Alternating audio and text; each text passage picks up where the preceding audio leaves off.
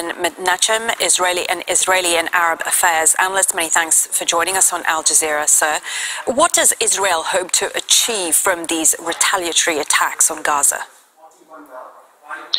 Israel is busy in self-defense, protecting its citizens from the savage rocket attacks by Hamas. And Israel will do everything in its power to maintain security for the people of Israel and fight terrorism.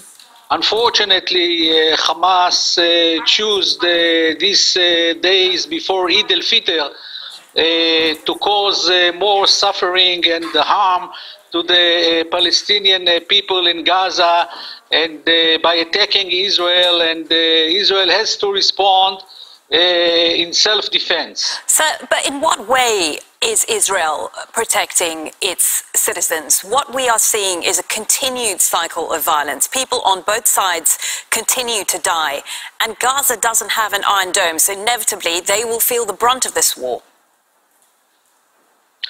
Israel is trying to pinpoint the terrorists. We don't have any business with the people of Gaza who are suffering also under Hamas. So why attack residential buildings?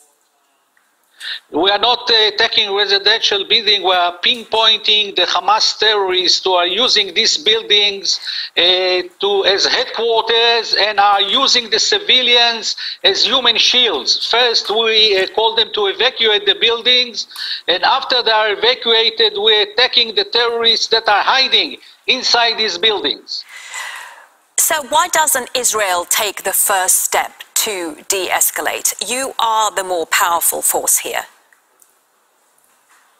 No, we are not the most powerful force. Hamas claim that they are more powerful than Israel.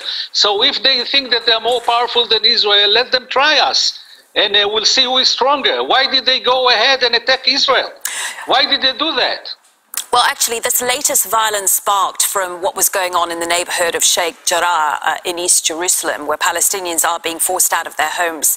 Now, regardless of who owned what 100 years ago, do you think that it is okay to kick people out of their homes and put them out on the streets?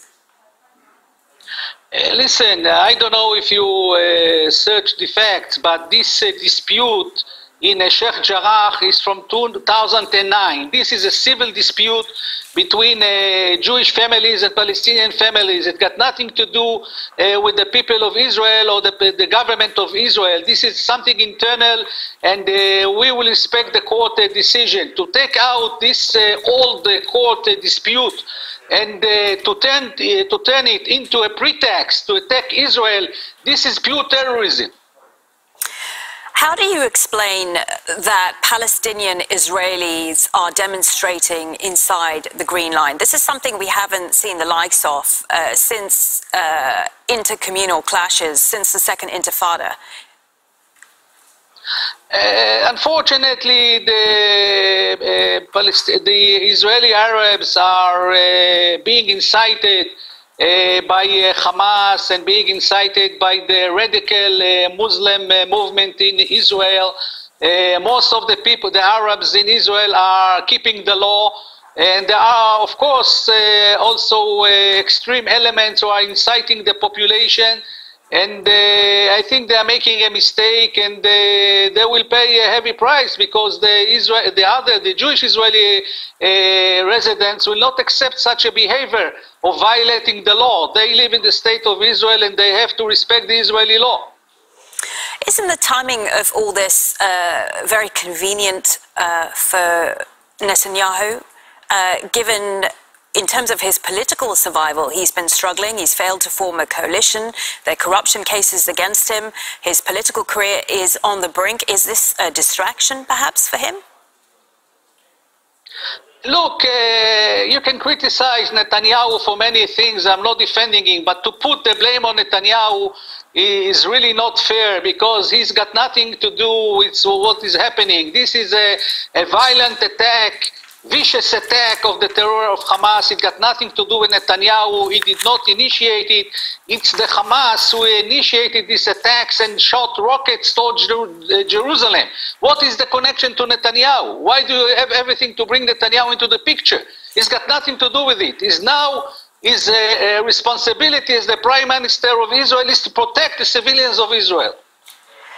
Okay, many thanks for your time. If you want in another interview, I'm willing to criticize Netanyahu, but it's got nothing to do with this, what is happening now. Okay, he is the leader of the country, so he is not completely irresponsible from this. Okay, many thanks for your time. Yoni Mנחem, Israeli and Arab affairs analyst, speaking to us there from West Jerusalem.